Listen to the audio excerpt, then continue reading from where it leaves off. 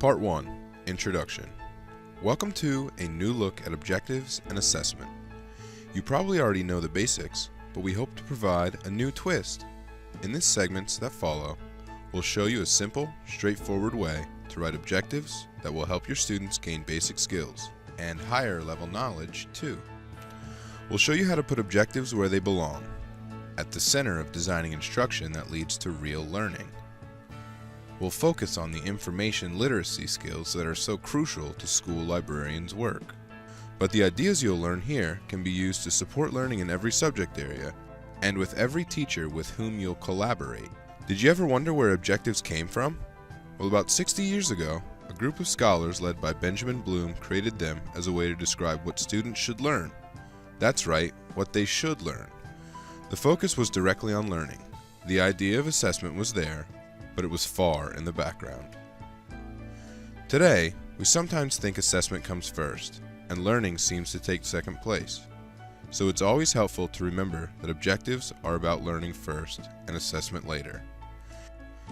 And not just about assessment through testing, but about assessment as a tool for gauging what students have learned and for planning ways to increase their learning.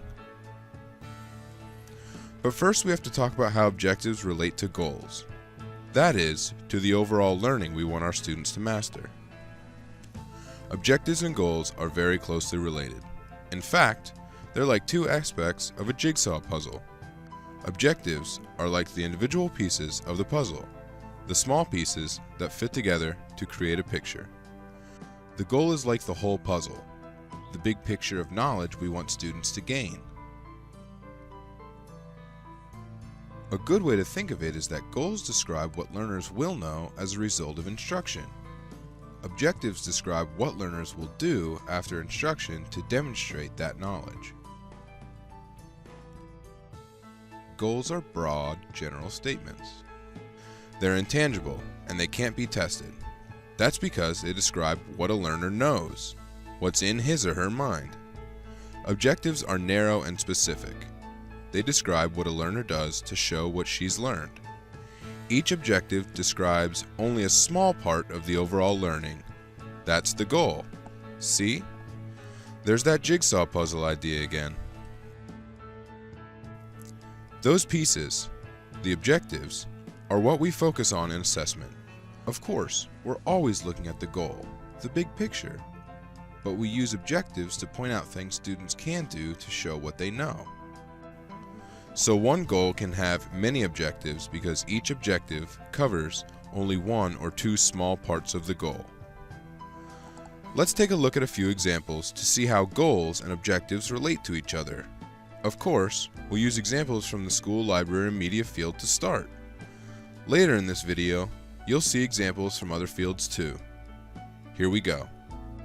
Goal: the student will understand information literacy. Objective: the student will define information literacy. Goal: the student will understand how to use online databases. Objective: the student will select 3 relevant articles for his topic from an online database. Now, can you think of a few examples? Something related to the social studies class that you helped last week? To the science fair project students are working on? Give it a try. Now, here are a few examples to help you test your own knowledge. That's right. Here's an assessment before we go on to learning how to write strong objectives that help your students learn. Number 1. The student will write a script for a podcast about the bombing of Pearl Harbor. Goal or objective? Number 2. The student will understand the causes of World War II. Goal or objective? Number 3. The student will create a video about the Yalta Conference. Goal or objective?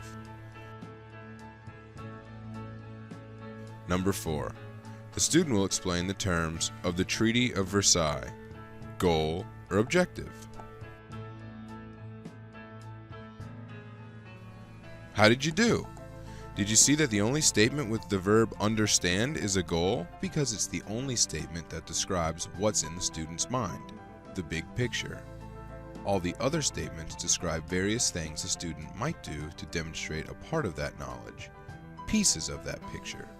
The student's understanding is embedded in those pieces, but the pieces can't show the whole of the student's knowledge. As you've seen, objectives don't have to be written at basic levels. In fact, they can be written at very high levels, the levels we think of as problem solving and critical thinking.